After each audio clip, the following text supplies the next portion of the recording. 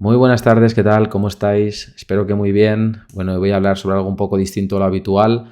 Hoy voy a hablar sobre RoboAdvisors, un servicio financiero que ha tenido muchísimo crecimiento en España en los últimos años, pero voy a hablar sobre una perspectiva distinta a lo que normalmente se ve por internet. Voy a profundizar y voy a entrar en reflexiones que muy pocas personas, muy pocas veces se ven por ahí, así que espero que te quedes porque creo que va a ser interesante. Voy a empezar hablando sobre qué es un RoboAdvisor y por qué han crecido tanto en los últimos años. Voy a hablar también sobre cómo funcionan realmente y qué limitaciones tienen.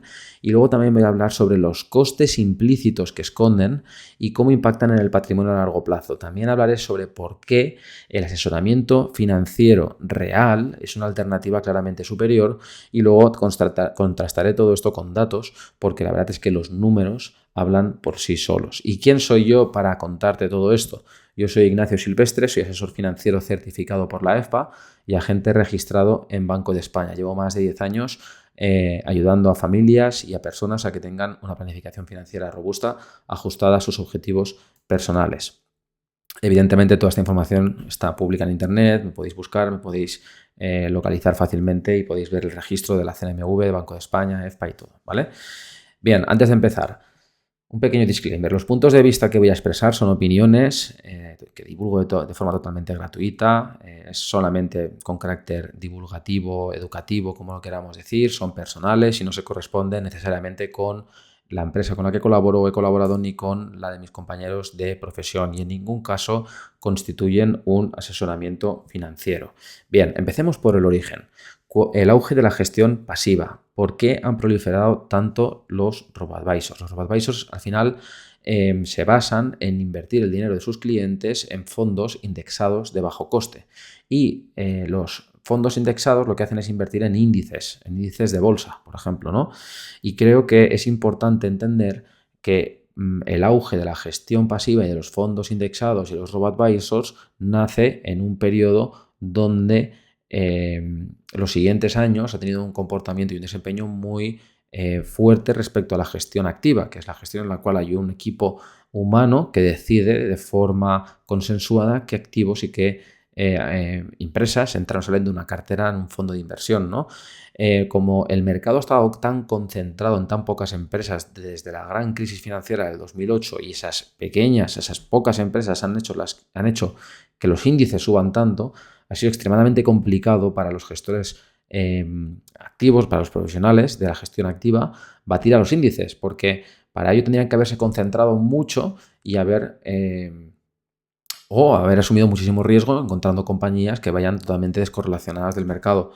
Entonces, si echamos la vista atrás, lo que podemos ver es que los índices, que es donde invierte un fondo indexado o replica un fondo indexado y a su vez la herramienta que utiliza un robo-advisor para invertir el dinero de los clientes, los índices, como decía, no siempre crecen, porque claro, empezado, creo que Vanguard, el primer robo-advisor en 2008, 2009, y eso fue justo el suelo de la gran crisis financiera. Por tanto, lo único que se ve en datos de RoboAdvisors es crecimientos súper interesantes en el medio y largo plazo, entendiendo medio y largo plazo como 5 o 10 años, pero la realidad es que los índices han vivido periodos en la historia donde han habido pérdidas durante muchos años o han habido mercados laterales. El primer mercado lateral reciente que podemos ver fue el que empezó en el año 65 y acabó en el 78, donde el SP500 estuvo 13,1 años sin rentabilidad. Es decir, una persona que hubiera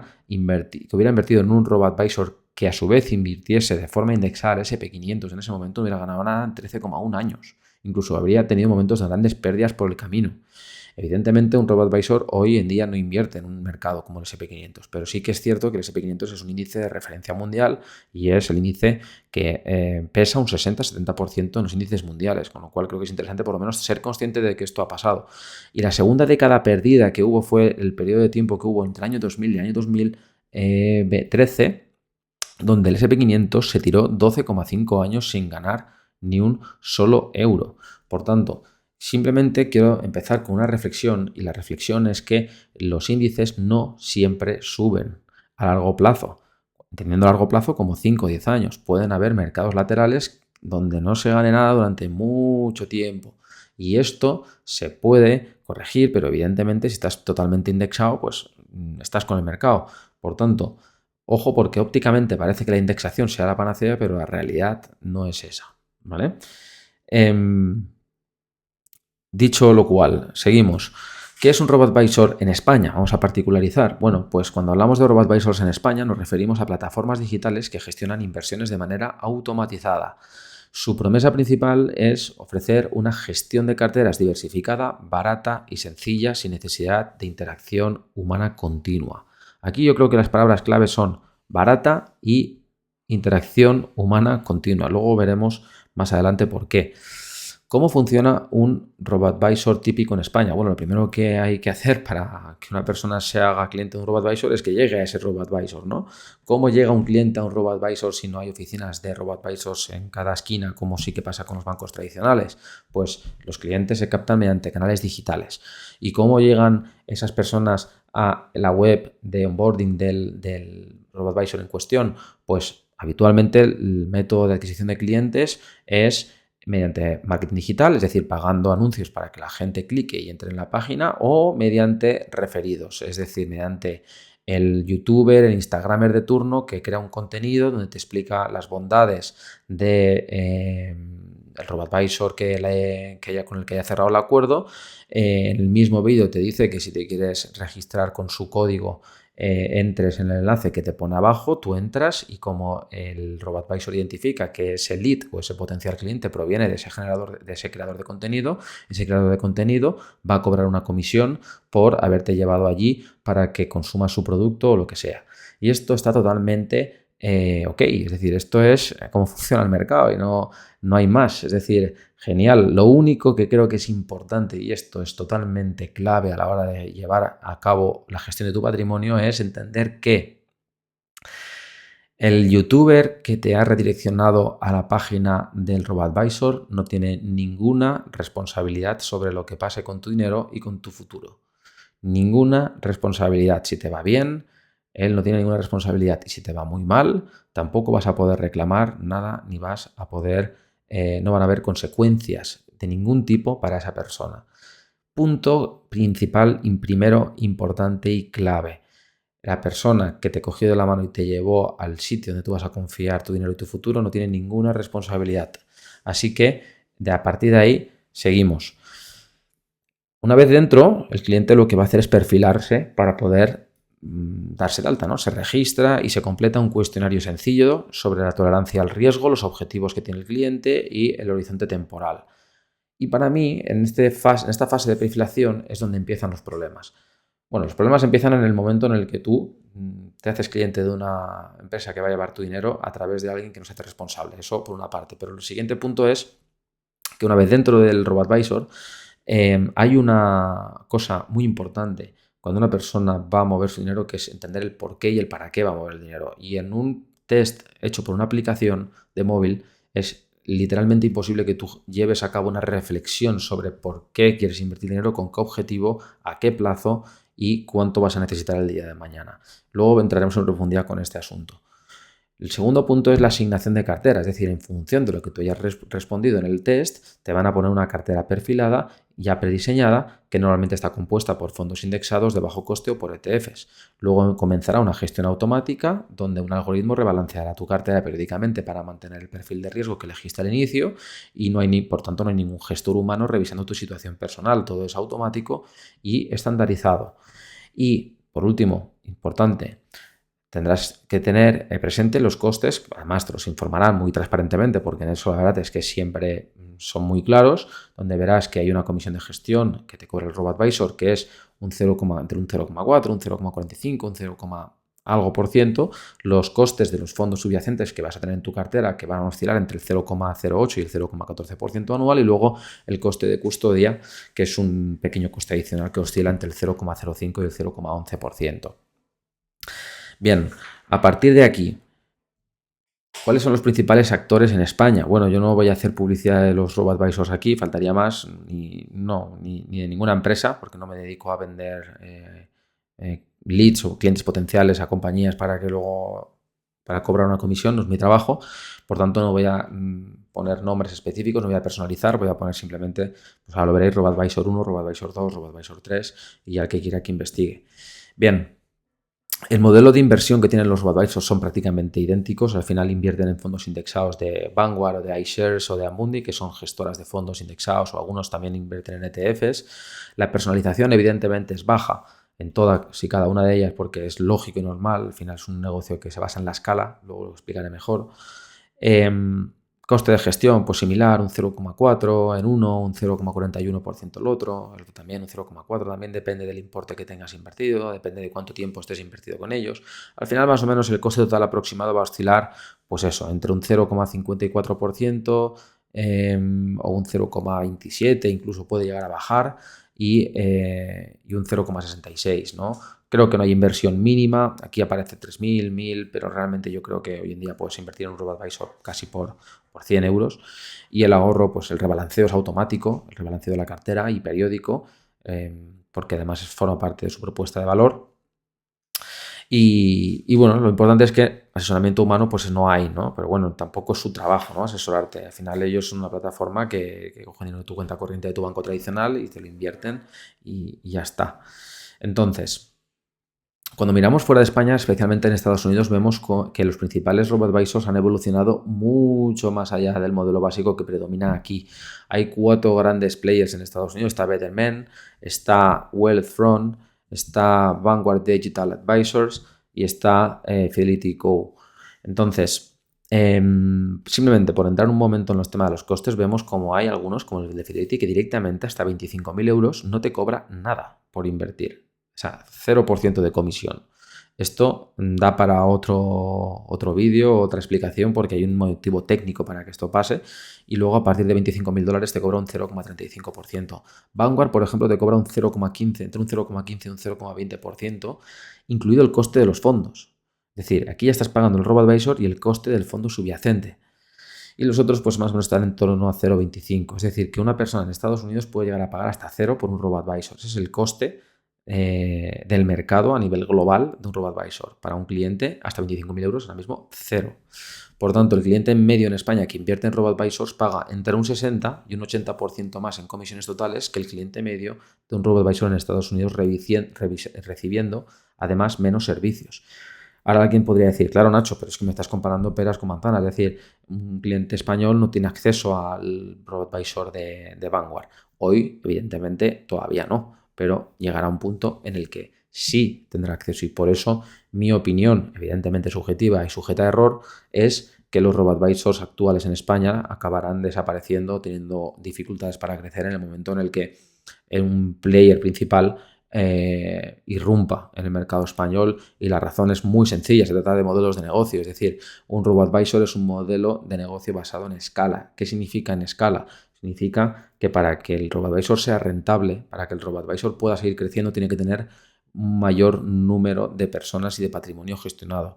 Cuanto más patrimonio gestionado tengo, menos coste necesito para mantener mi negocio. A su vez, como tengo menos coste y es el principal reclamo de mi negocio de cara a los clientes, más clientes vienen, eso se retroalimenta y al final acaba por acaparar toda la cuota de mercado, una parte importante, a menos que te puedas diferenciar por algo, pero es muy complicado al final, ¿no? Es lo que se llama, lo que los americanos llaman winner takes all, es decir, el ganador se lo lleva todo, ¿no? Que al final es modelos o entornos o mercados donde al final solamente puede quedar uno, y eso es un poco hacia donde se tiende. ¿Cuáles son las limitaciones en la perfilación? Para mí esto es lo más importante, porque al final la perfilación es como diría yo, como el arquitecto y como los cimientos de una vivienda, ¿no? Es decir, una persona puede querer construirse una vivienda, pero si no tiene claro cómo va a crear esa vivienda, ¿no? A través de la ayuda de un arquitecto que le va a poner en sobreaviso sobre aquellos puntos que debe tener en cuenta, y luego no crea una buena cimentación, una buena estructura, pues evidentemente si tu preocupación o tu foco está en la pintura del comedor, pues tu casa se acabará derrumbando en algún momento. Y aquí es donde yo creo que los modelos de RoboAdvisor fallan desde una perspectiva totalmente estructural, porque la perfilación es la parte más importante y de hecho es, y lo digo por experiencia, de asesorar a clientes reales con dinero real, es la parte donde más tiempo y más reflexión se debe invertir. Y es la parte que a su vez en un RoboAdvisor se pasa en 3 minutos en una aplicación. Y ahí es donde empiezan todas las dificultades, todos los grandes problemas y el coste implícito de haber invertido de esa forma. Tenemos que tener en cuenta que en España el 51% de las personas son analfabetas financieras, que no distinguen entre el IPC ni el PIB, no tienen ni idea, no saben entender su renta, no saben entender una nómina. Y además, Forbes habla de que en un estudio que hizo JP Morgan, el 80% de los españoles ahorra sin un objetivo ni una planificación. Es normal todo esto. Al final, ¿quién nos enseña a gestionar nuestro dinero? Nos enseñan a ganarnos la vida, por decirlo de alguna forma, en la universidad, ¿no? Te creas una profesión, al día de mañana puedes trabajar, generar algo de dinero, pero ¿quién te ayuda a administrar eso? Nadie. Nadie te ayuda. Creo que los RoboAdvisors han hecho un grandísimo trabajo de divulgación en España, evidentemente de forma interesada porque les interesa captar clientes, pero para captar clientes evidentemente tienes que facultar a esos clientes y eso implica formarlos. Con lo cual me quito el sombrero por estas empresas que han conseguido clientes y hacer que clientes ahorren, porque al final es el primer paso, ¿no? Al final las personas tienen que capitalizarse y tienen que ahorrar. Y si la forma de ahorrar tiene que ser con un RoboAdvisor, que es, luego lo veremos, una alternativa claramente peor a la de un asesor financiero de carne y hueso que te conoce perfectamente, pues bueno, es mejor eso que nada. Así que en ese sentido poco más puedo decir. Pero antes de invertir, creo que la pregunta clave es ¿para qué ahorramos? ¿O para qué queremos invertir? Y esa es la pregunta que prácticamente nadie contesta con claridad. ¿Por qué? Porque el día a día nos atropella, vamos como pollo sin cabeza. El proceso habitual de toma de decisiones de un ahorrador en España es empiezo a trabajar, empiezo a copiar, empiezo a ahorrar, llega un punto donde tengo mucho dinero en cuenta corriente, más del que necesito, por tanto busco alternativas. Ahí hay dos tipos de personas, unas son las que van a su banco de toda la vida, donde tienen la nómina y preguntan por qué pueden hacer, normalmente eso sale mal. Principalmente porque los bancos comerciales no son bancos de asesoramiento financiero y porque hay gente muy preparada pero con poco tiempo para poder atenderlos. Y la segunda alternativa, cada vez más común, evidentemente, es mirar en Internet. Y mirar en Internet significa mirar en YouTube, mirar en Instagram, mirar en cualquier lado, donde las cookies hacen que si detectan que tú tienes un interés por mover tu dinero, automáticamente te van a empezar a salir anuncios sobre maravillosas formas de invertir tu dinero a un precio súper bajo y con unas altísimas rentabilidades.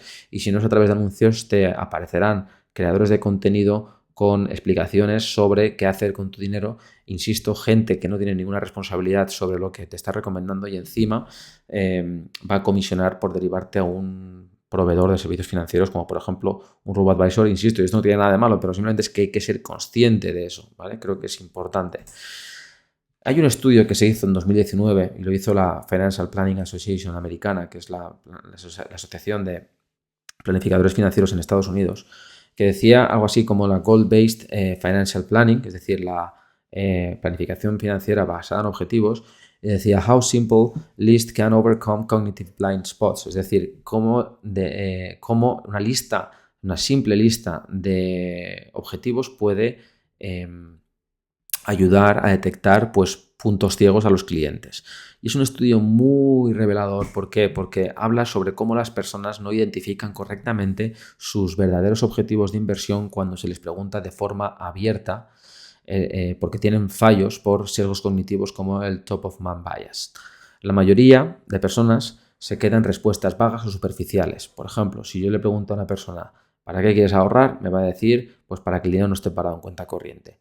O si le digo, ¿por qué quieres invertir? Me va a decir, pues para mover el dinero, o para tener más, o para ganar un 4%, pero no se profundiza realmente en lo que se desea lograr.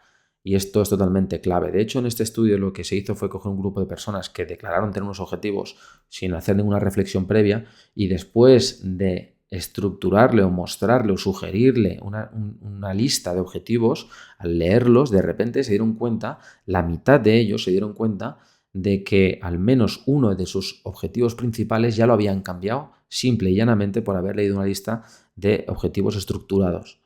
Es decir, la influencia que tiene el asesor financiero en la fase previa a invertir, donde todavía no se ha hablado ni de producto, ni de costes, ni de rentabilidad, sino que lo que se está hablando es de los motivos, las motivaciones que tiene una persona para empezar a invertir, lo cual va a suponer un sacrificio y por tanto tiene que tener un anclaje.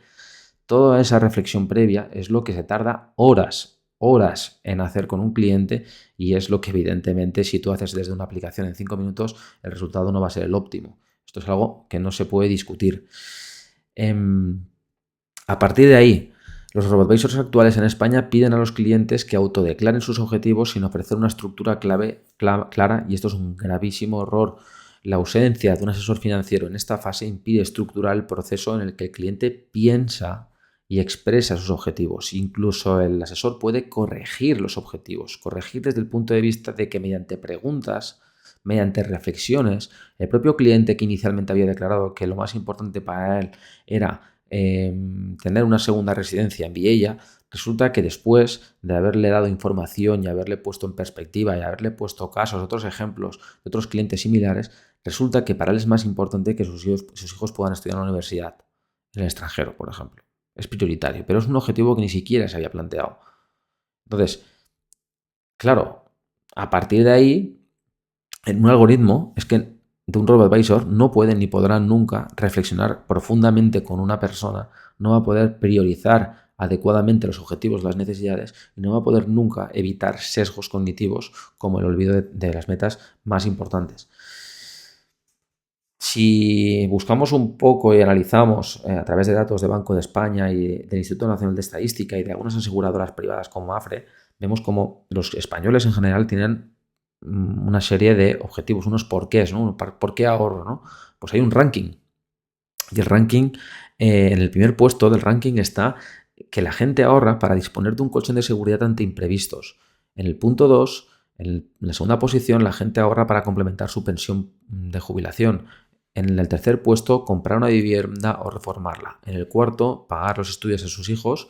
En el quinto, viajar o un capricho importante. En el sexto, dejar una herencia o ayudar a la familia. En el séptimo puesto, cubrir gastos médicos futuros. En el octavo, emprender un negocio. En el noveno, realizar mejoras de vida como mudanzas o segundas residencias. Y en el décimo y último lugar, donaciones o incluso causas solidarias. La cosa es que hay que diferenciar entre lo que es un objetivo y una necesidad. Hay tres grandes necesidades que una persona tiene que cubrir. La primera es tener un colchón de seguridad que bata la inflación y que esté siempre disponible. Y la segunda es complementar la pensión pública de jubilación que todo el mundo sabe que no va a tener el mismo nivel de vida cuando está en activo que cuando pasa a cobrar su pensión. La tercera es tener su seguridad personal cubierta, es decir, cubrir sus gastos médicos futuros. Y el resto son objetivos. ¿Por qué comprar una vivienda es un objetivo y no una necesidad? Porque al final una persona puede vivir de alquiler toda su vida y de hecho hay mucha gente que vive de alquiler toda su vida y no pasa absolutamente nada. De hecho, me gustaría acabar esta sección con una serie de reflexiones. ¿Cuánto capital, por tanto, necesitas tener para jubilarte y mantener el nivel de vida? ¿Cuánto te va a costar pagar los estudios de tus hijos? ¿Cuánto vale la vivienda que quieres? ¿Cuánto vas a necesitar tener ahorrado para poder aportar como entrada, hipotecarte y comprarla? ¿O qué impacto fiscal va a tener todo esto? Todas estas preguntas son preguntas que se deben hacer antes de empezar a mover el dinero, antes de empezar a invertir. Creo que esto es algo totalmente importante y prioritario. Y volviendo al tema de las limitaciones que tienen los RoboAdvisors en la perfilación de los clientes, hay una pregunta que todo RoboAdvisor pone a su cliente por motivos legales porque le obliga el regulador, que es sobre la tolerancia al riesgo.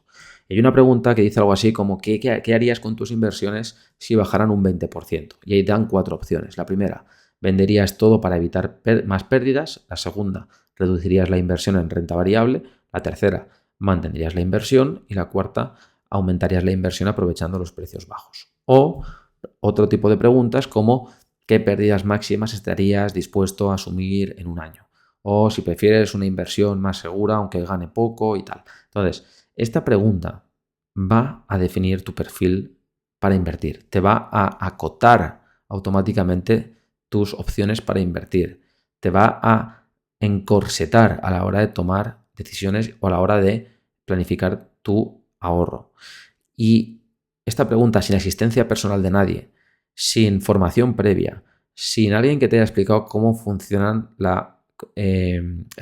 establecer objetivos, en qué plazos están, qué tipos o qué clases de activos existen para invertir, qué comportamiento histórico han tenido, qué es la volatilidad, porque hay que aceptarla y aprovecharla. Sin esa formación previa, que por mucha newsletter o contenido que se envía al cliente, al final esto es muy complicado que se interiorice si no es a través de mucho contacto y reflexión, y lo digo por experiencia. Lo más normal es que cuando a una persona se le pregunte esto en España, diga que si sus inversiones caen un 20%, venderían para evitar más pérdidas. Y como esto está sujeto a mi opinión, digo, voy a ponerlo en ChatGPT. Voy a preguntar a ChatGPT qué es lo que hubiera respondido una persona media en España. Y lo que me dice ChatGPT es que si hubiera preguntado eso a un español medio en un test de perfilación para invertir, lo más habitual sería, estoy leyendo textualmente lo que dice, sería que respondiera una de las dos primeras opciones, es decir, reducir la inversión en renta variable,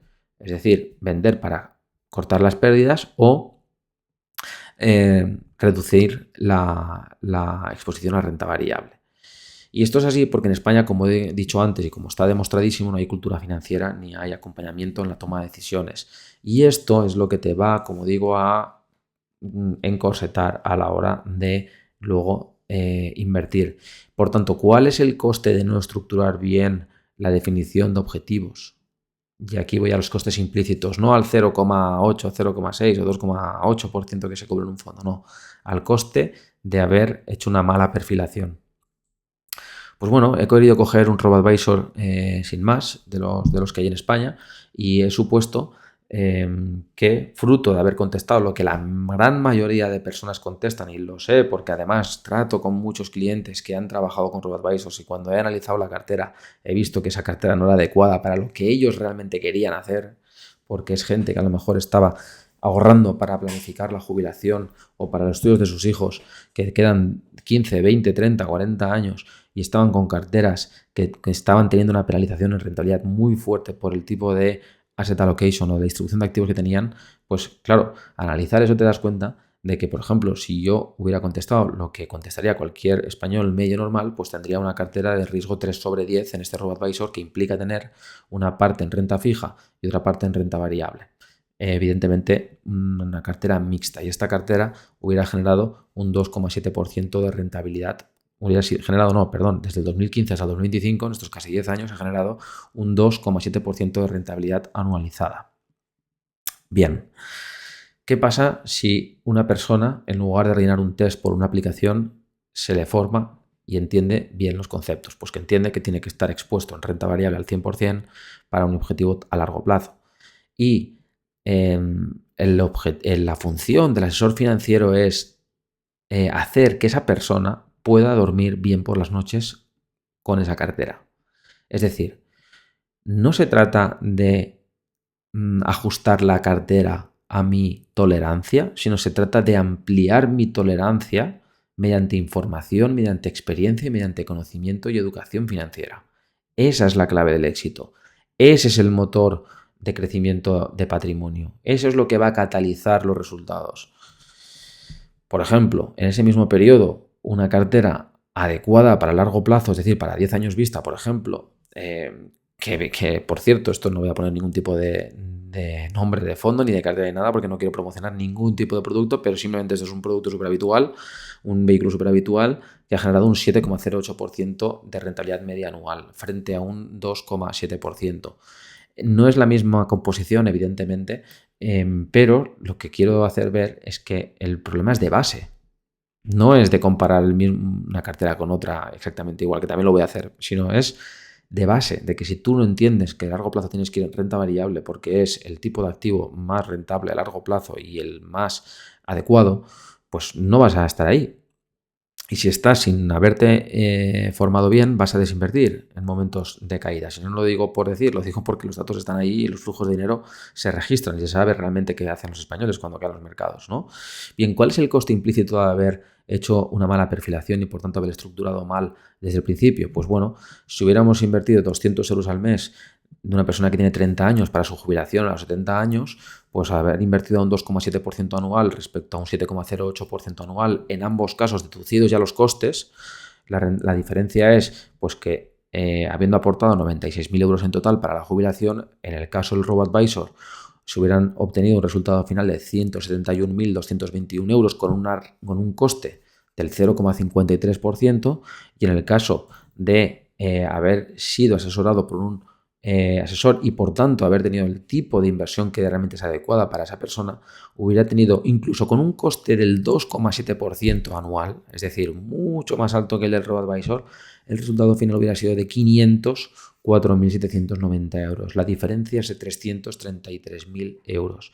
333.000 euros de diferencia, mientras entre haber invertido con un RoboAdvisor con una mala perfilación y haber invertido de una forma asesorada con un asesor. Aquí ya no entro ni siquiera en lo que es durante todo el ciclo financiero de una persona el haber aportado en momentos estratégicos en caídas, porque a lo largo de 30 o 40 años hay crisis, hay caídas en los mercados, hay oportunidades que evidentemente un asesor proactivamente llama al cliente y le dice cuánto y cómo tiene que aportar, cosa que eso es imposible que lo haga un RoboAdvisor por motivos de falta de recursos, y luego todo esto voy a explicar con números ahora después, ¿vale? Porque es así, pero para que se entienda, la diferencia es abismal. Por lo tanto, ¿qué ha salido caro? ¿Qué es caro? ¿Qué es barato? ¿Un 0,53% de TER, de gasto recurrente, es caro o barato? Pues yo que estoy viendo que es carísimo, por ejemplo, en este caso, carísimo. Me ha costado 330.000 euros tener un coste, un TER bajo, ¿no? Bien, voy a pasar a hablar ahora, para que nadie pueda decir, oye, no, es que estás comparando clases de carteras distintas porque tienen diferente asignación de activos. Bueno, vamos a ver qué pasa cuando yo cojo la cartera más agresiva del principal RoboAdvisor en España, que tiene un 10-90% de acciones globales y un 10% de bonos, y voy a hacer... voy a ver qué ha pasado, ¿no? Desde el año 2020 hasta el año 2025, es decir, en los últimos 5 años, en este mismo RoboAdvisor que estaba analizando antes, con una cartera de 10 sobre 10, es decir, con el riesgo máximo que te permite el RoboAdvisor, pues la rentabilidad acumulada en esos 5 años habría sido del 57,7%, datos publicados por ellos, son datos que los he cogido directamente de su web, o lo que es lo mismo, una rentabilidad neta anual del 9,5%. Con una volatilidad del 10,8% y una pérdida máxima del 16,6%. Vale, bueno, yo he dicho, bueno, yo voy a construir una cartera que tenga la misma asignación de activos, renta variable al 90%, aprox, ¿vale? Y 10% de renta fija. Y me sale una cartera, como se puede ver aquí, pues con exposición totalmente global y con un 90% de renta variable, que la rentabilidad a 5 años vista anualizada es del 13,81%. Del 13,81% frente al 9,5% del RoboAdvisor. Y el peor año fue el peor periodo entre diciembre del 2021 y diciembre del 2022, que cayó un 17,71%.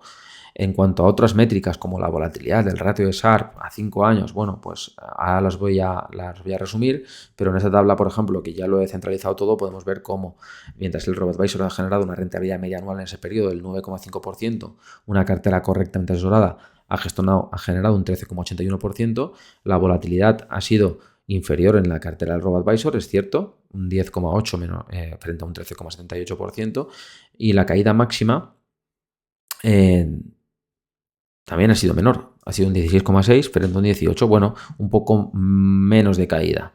Es decir, un poquito menos de caída, pero mucha menos rentabilidad. De hecho, el ratio de Sharpe, que te mide cuál es la rentabilidad por unidad de riesgo aceptada, en la cartera asesorada estamos con un ratio de Sharpe del 0,92%, bueno, el 0,92 realmente es un cociente, y en el RoboAdvisor un 0,76, es decir, por cada unidad de riesgo aceptada. Es un concepto un poco técnico, pero para que se entienda, respecto al mismo riesgo se ha generado mayor rentabilidad en el caso de la cartera asesorada. ¿Y qué impacto tiene esto? Pues bueno, pues si yo hace 5 años hubiera puesto 100.000 euros en el RoboAdvisor, en esta cartera que es la más agresiva, y por otra parte hubiera cogido 100.000 euros y los hubiera puesto directamente en una cartera asesorada de esta forma, y anticipo que la cartera asesorada tiene unos costes mucho más altos que los RoboAdvisors, pero aquí estoy poniendo las rentabilidades netas de costes, después de costes. La diferencia, pues otra vez es significativa. Esos 100.000 euros en el RoboAdvisor hoy valdrían 157.424 euros, y con la cartera asesorada por un asesor financiero con la misma asignación de activos, 190.942 euros. La diferencia es de 33.500 euros menos. No solamente en 5 años, el coste ha sido de 33.500 euros. Los costes del RoboAdvisor en términos porcentuales son mucho más bajos que los de la cartera asesorada, mucho más bajos. Y sin embargo, ha salido más caro. Y aquí está el kit de la cuestión, que no todo lo que ópticamente es barato realmente, sino que acaba siendo mucho más caro. Y por otra parte, ¿quién controla el comportamiento del cliente? Porque en este periodo desde 2020 a 2025 ha habido una guerra en Europa. ¿Qué se publicaba en 2022? Bueno, se estaba publicando titulares como vamos hacia una crisis enorme. JP Morgan, Jamie Dimon de JP Morgan hablaba de que la probabilidad de recesión en 6 meses es altísima. Aquí se hablaba de que hay una probabilidad, otros analistas decían que hay una probabilidad del 100% de una recesión en Estados Unidos. Elon Musk salía hablando de que hay una recesión global que es inminente y que es imposible de evitar. Bueno, el bombardeo de noticias negativas que se vivieron en 2022 fue tremendo. Mi pregunta es, en ese 2022, ¿el algoritmo del RoboAdvisor pudo llamar al cliente para reunirse personalmente con él para explicarle qué estaba sucediendo y cómo actuar? Evidentemente no. El asesor financiero puede hacer eso, evidentemente. ¿Cobra más? Evidentemente, pero ¿qué pasa cuando una persona le explica al cliente qué está pasando y que tiene que coger ahora mismo liquidez y hacer una aportación en este sitio, en esta proporción? Que la rentabilidad no es la que yo he puesto antes, hubiera sido mucho más alta. Por lo tanto, en la práctica, la rentabilidad hubiera sido mucho más alta si el asesor financiero actúa como tiene que actuar. Y esto es algo que no puedo demostrar porque no hay datos, porque cada cliente es un mundo y que eso lo veríamos cliente por cliente, no hay datos agregados, pero sí que es algo que se hace. Y que eso, lo que sí que tengo claro es que un RoboAdvisor no puede llamar a los clientes para decirles qué hacer y cómo hacer. De hecho, hay datos sobre lo que acabo de explicar. En 2022 se publicó un informe de la CNMV que se llamaba Nota sobre la estabilidad financiera. Y ese informe, cuando uno lo lee con calma, dice claramente que durante la segunda mitad... en 2022, durante la primera mitad del 2022, hubieron reembolsos por importe de 983 millones de euros en renta variable. Es decir, la gente desinvirtió casi 1.000 millones de euros de bolsa. Perdón, esto fue en el tercer trimestre del 2022. Es decir, en el trimestre donde hizo suelo el mercado, es decir, en el mejor momento para invertir. Según datos de la CNMV, en España se desinvirtieron 1.000 millones de euros. En lugar de hacer lo que tienen que hacer, la gente hizo todo lo contrario. Me parece que es algo bastante interesante de analizar. ¿Y dónde fue ese dinero? A donde no tenía que ir, es decir, a fondos de renta fija o monetarios. O sea, justo lo contrario, lo dice aquí. Fixed Income Funds. ¿Vale? Marzo del 2020, me voy atrás en el tiempo. Nota de prensa, 5 días, leo titular, 5.100 millones de euros salen de fondos de inversión durante marzo. Marzo del 2020 creo que será recordado como uno de los mejores momentos de la historia para invertir, para no solamente mantenerse invertido, sino para comprar agresivamente. ¿Quién lo hizo? Prácticamente nadie, solamente gente que estaba correctamente asesorada por su asesor. Muy poca gente hizo lo que tenía que hacer. 5.100 millones de euros. Y la historia se repite. Pero hay muchísimos estudios que demuestran esto. El mejor gestor de la historia, que es Peter Lynch, que generó para sus clientes en su fondo un 29% anual en su periodo de inversión que tuvo en activo, que fueron 12 años, del 78 al 90 más o menos. El mejor gestor, el mejor fondo de inversión de la historia, el fondo con más rentabilidad de la historia, ¿sabéis que la mitad de la gente perdió dinero? ¿Cómo es posible? Pues porque ese fondo no crecía en línea recta, ese fondo crecía con volatilidad y la gente desinvertía en los peores momentos. Por tanto, no es correcto que menores costes supongan mayor rentabilidad. Eso es una falacia. No es real. Menores costes no tienen por qué suponer una menor rentabilidad. Menores costes pueden suponer un desastre económico. Porque menores costes implica menores recursos para asesorarte. Y menor asesoramiento implica peores resultados. Esto sí que es así. Entonces, Dicho todo esto, ¿cuáles son los costes de un asesor financiero en Estados Unidos? Porque en Estados Unidos hemos visto que la gente puede invertir gratis, hasta 25.000 euros en un robo-advisor, ¿no? ¿Qué es lo que pasará cuando Fidelity rompa en España o Vanguard rompa en España y todos los clientes que ahora mismo están en los robo-advisors españoles vean que pueden hacer lo mismo que están haciendo en otro lado por cero o por 0,15, que básicamente es una quinta, una tercera, una cuarta parte menos? Evidentemente escamparán y los clientes pues se irán a donde menos coste tengan porque han sido educados en la... Esos clientes hablo, los clientes de los robadores han sido educados por el reclamo de que hay que pagar poco por invertir. Bueno, pues en Estados Unidos aún así, es curiosa la historia porque en Estados Unidos los robo-advisors empezaron en 2008-2009 y luego se dieron cuenta más adelante de que si no había un asesor financiero, no funcionaban. No funcionaban. Entonces tuvieron que empezar a contratar asesores financieros certificados para poder ponerlos a asesorar a los clientes, porque los clientes se les hacía encuestas y decían que si no es con un asesor financiero personal no querían invertir, porque no estaban seguros. ¿Y cuál es el coste para estos clientes? Pues por hora, entre 100 y 400 dólares.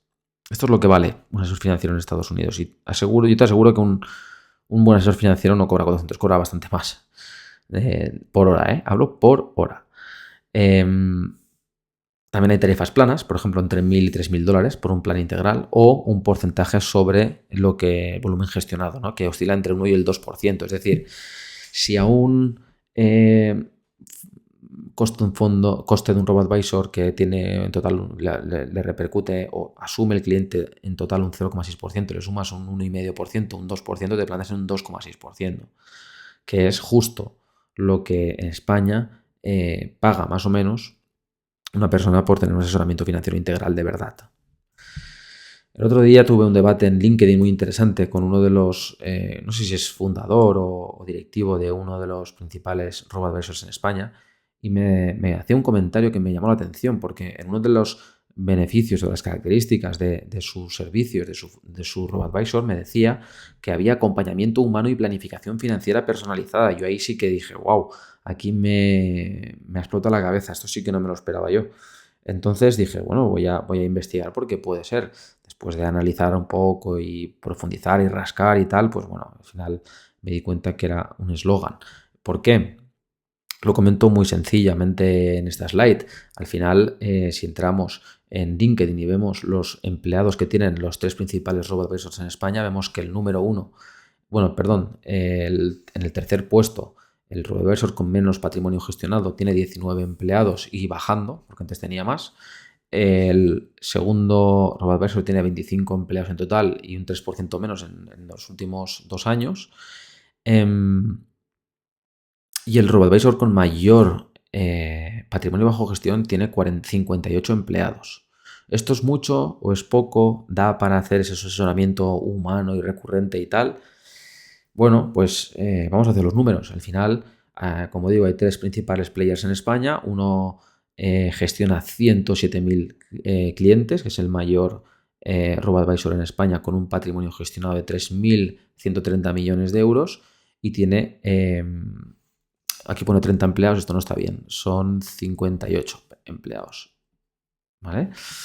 Pero si te metes en sus perfiles y analizas realmente quién se dedica a atención al cliente, hay 7 personas registradas en LinkedIn que de verdad hagan atención al cliente. Y eso no quiere decir que sean asesores financieros certificados. Eso quiere decir que es una persona que te puede coger el teléfono y te puede explicar técnicamente por qué no te va la aplicación. No tiene por qué ser una persona que te esté haciendo planificación financiera.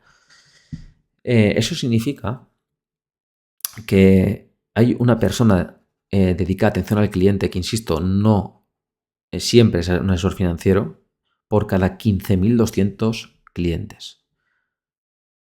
O sea, ¿alguien me puede explicar cómo es posible que alguien pueda decir que hay planificación y seguimiento recurrente humano cuando tienes una cartera de 107.000 clientes con 7 personas dedicadas a atención al cliente, que sales a 15.000 clientes por persona?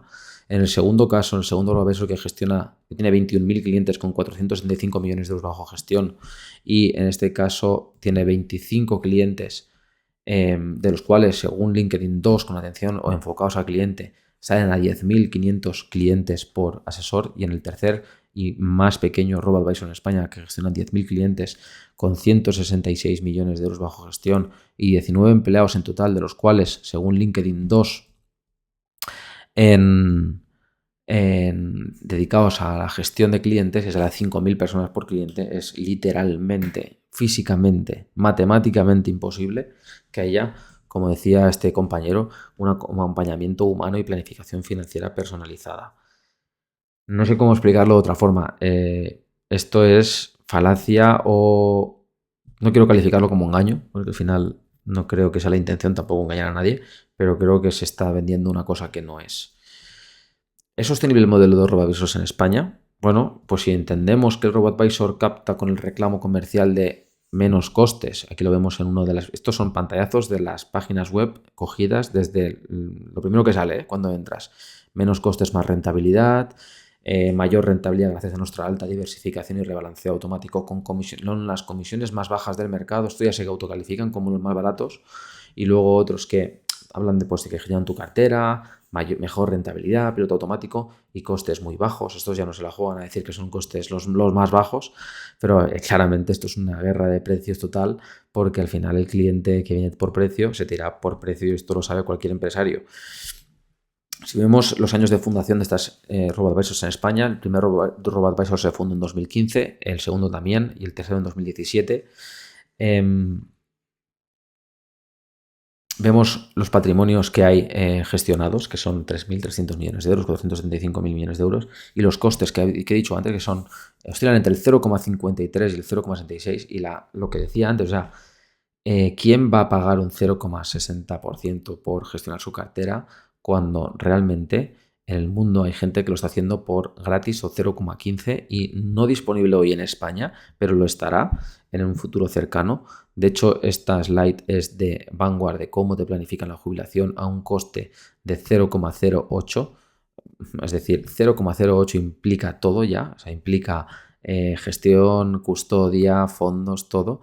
De hecho, hoy no voy a dar evidentemente nombres ni nada, porque no es mi trabajo ni nada, pero una persona hoy mismo puede indexarse en España por un coste del 0, hablo en fondos, no en ETFs, por 0,23% o 0,18%, es decir, más de la mitad, menos de la mitad de lo que pagaría en un RoboAdvisor en España. Por lo tanto, si una persona quiere reducir los gastos al máximo, un RoboAdvisor no es lo más barato, de hecho es lo más caro para lo que ofrece, en mi opinión. Esto es mi opinión subjetiva, ¿vale? Aunque creo que lo estoy argumentando bastante bien. Entonces, ¿por qué un asesor certificado, Nacho? ¿Por qué vamos a contratar un asesor financiero certificado y que pagarle un 1, un 2% al año por su trabajo? Bueno, pues voy a poner una serie de razones. Primero, por un diagnóstico personal y patrimonial inicial que te permita saber realmente qué tienes, cómo lo tienes, cuáles son tus activos, cuáles son tus pasivos, cuál es tu patrimonio neto, cuál es tu estructura de ingresos, tu estructura de gastos, cuál es tu ratio de ahorro realmente, cuáles son los seguros que tienes, qué estás pagando por ellos, qué te cubren. Todo esto es básico para empezar a planificar las finanzas personales de una persona y de una familia, y no se puede hacer con una aplicación. Imposible, porque de hecho muchas personas, y lo tengo comprobadísimo, tú les preguntas cuál es su patrimonio neto, no tienen ni idea de lo que estás diciendo. Tú les preguntas cuánto ahorran, algunos ni lo saben. Muchos te dicen una respuesta que cuando te pones a analizarla y punteas de gastos e ingresos, no se corresponde con lo que inicialmente habían dicho, con lo cual eso sí que lo puede hacer un asesor financiero. Y segunda parte, se pueden definir objetivos vitales, cosa que no va a hacer nunca un RoboAdvisor porque no te conoce. Te va a dar educación financiera de forma personalizada, se va a adaptar a tu perfil y a tu registro y a tu nivel inicial, y a partir de ahí te va a facultar, te va a elevar tu cultura financiera para que tomes mejores decisiones. Un asesor financiero te va a hacer una planificación financiera integral, te va a hacer una inversión diversificada según tu perfil de riesgo y tus objetivos, te va a hacer un rebalanceo automático o manual, no tiene por qué ser automático. De hecho, en el COVID nosotros hicimos rebalanceos, yo hice rebalanceos manuales, porque los automatismos que estaban aplicándose no daban para una caída tan fuerte, del 35% en un mes. Por eso se tuvo que intervenir manualmente. Un asesor financiero, te va a hacer una optimización fiscal activa, te va a hacer que pagues menos impuestos, te va a hacer un acompañamiento emocional. Esto parece baladí, pero cuando una persona, como yo no lo he vivido trabajando, pero tengo compañeros que sí. Hay que tener en cuenta que en 2008-2009 el mercado cayó un 54%. O sea, la persona que invirtió en un indexado en esa época, si puso 100.000 euros, pues vio que habían 45.000 euros. Pero eso no es todo.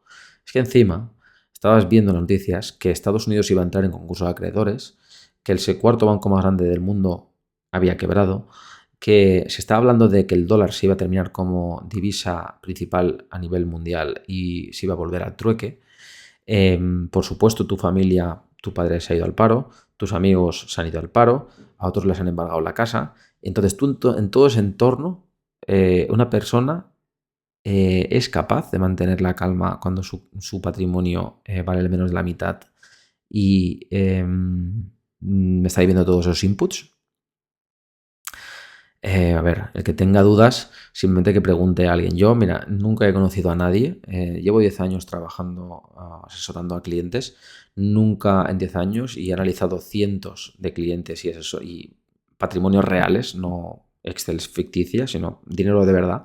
Nunca he conocido a nadie y nunca he conocido a nadie que conozca a nadie que haya invertido a largo plazo de una forma adecuada y con un comportamiento adecuado. Y la conducta del inversor es el 80% del resultado de la inversión. Y justamente la conducta es lo que un robot, un algoritmo en lo que nunca va a poder influir, en la conducta. Sigo. ¿Qué más cosas puede ofrecer un asesor financiero que no puede ofrecer un robo-advisor? Puede ofrecer asesoramiento en grandes decisiones financieras como comprarte una casa o un vehículo, cómo me lo compro, si financiado, al contado, con un renting, con qué tipo de financiación. Puedes hablar con un asesor financiero sobre seguros, sobre protección personal y familiar, es decir, sobre seguros. Puedes planificar la sucesión del patrimonio, diseñar un testamento a medida, hacer una atención recurrente, hacer aportaciones estratégicas en momentos oportunos, consolidaciones de rendimientos cuando el mercado está sobrecalentado y hay que infraponderar, por ejemplo, una clase de activo u otra. Importante, concesión y asesoramiento en el crédito. ¿Qué tipo de hipoteca me interesa más? ¿Una fija, una variable, una mixta? ¿A qué plazo? ¿Con qué vinculaciones? Todo eso no te lo va a poder explicar nunca un algoritmo. Ni te va a poder dar en una perspectiva tan global. Y por supuesto te va a ayudar en la operativa bancaria del día a día, en los ingresos, en los gastos. Y alguien diría, bueno, Nacho, pero es que todo esto que me estás contando es para ricos. El asesor financiero pues lo tiene gente rica. No, la realidad es que hoy en día, en 2025, gracias a la tecnología que hay, se ha conseguido que una persona que no tenga nada prácticamente pueda disponer de un asesor financiero y pueda empezar a planificarse si tiene voluntad e iniciativa. Por tanto, conclusión del vídeo porque me estoy yendo ya de tiempo. Creo que los robo-advisors han venido para quedarse, creo que van a tener su mercado siempre. Creo que es una excelente solución para gente que se inicia en el mundo del ahorro, pero a medida que la vida de una persona, de una familia se complica, entendiendo por complejidad que hayan más necesidades importantes, que tengan una componente económica en el corto, medio y largo plazo y que haya menos tiempo disponible para poder dedicarle a la parte financiera de la familia, es donde el valor de un asesor financiero cobra muchísimo valor. Y si nos vamos a los números estrictamente hablando, acabamos de ver cómo una cartera asesorada correctamente bate a la de un robo-advisor y no de poco, sino de bastante. Con lo cual, creo que hasta aquí voy a contar hoy. Espero que haya sido útil, que haya sido productivo y nos vemos en la próxima. Un saludo.